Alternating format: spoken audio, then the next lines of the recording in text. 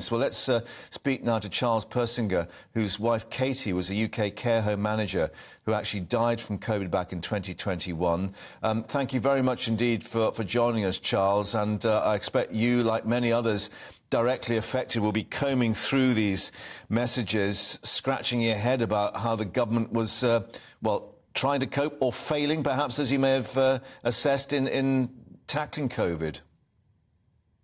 Yeah, as bereaved families, we've definitely recognised the failure. It hasn't come as a surprise, if I'm completely honest with you. I think it's something people expected. It's just unfortunate it had to be leaked via the media as opposed to through the inquest itself, where it would have been a more appropriate way for that sort of thing to break. OK, what do you make then of Isabel Oak's shot that the journalist concerned, saying, look, this really is of public interest, and quite clearly it is for you and all the other families, and it needed to get out as quickly as possible, bearing in mind that that public inquiry could take some time to report?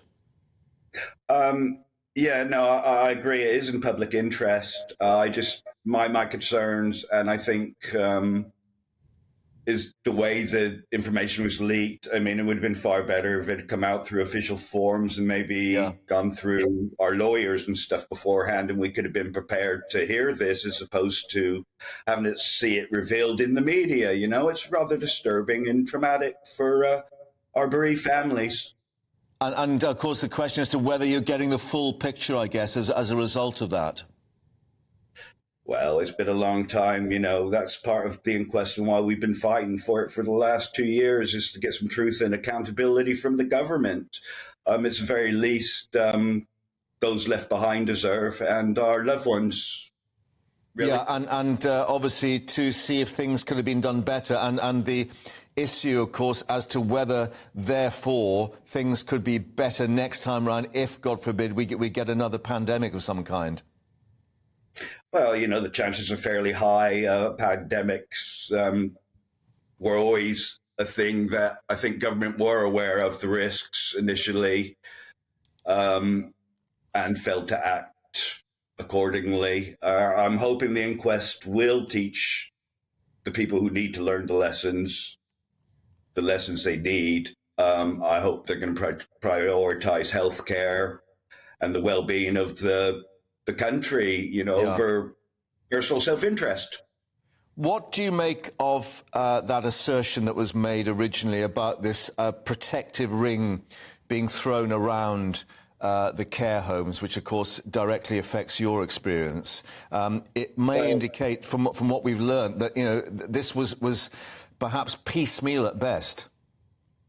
Well, yeah, it was completely haphazard, wasn't it? I mean, I think everyone's starting to understand what we understood in the early days. You know, it didn't take me long to realize when my wife and mother had died, there was no protective ring around care homes. No. I'm glad it's finally come into light.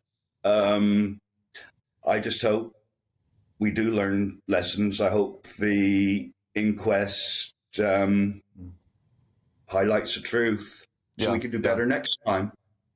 I'm going to leave the most difficult question to last for you, Charles. How are you doing?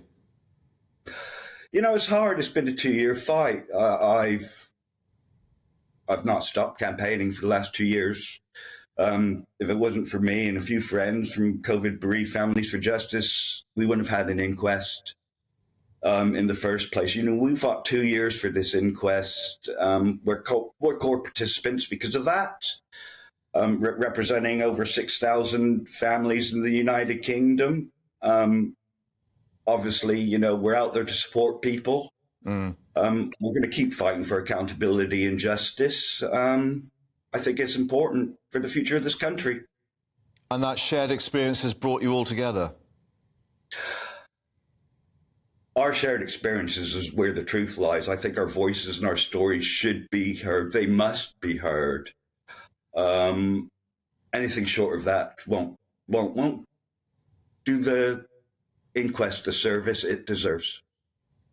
Charles Persinger, thank you very much indeed for taking the time to speak to us here on GB News, and wish you and, of course, all the others all the best. Thanks for sharing your story with us once more.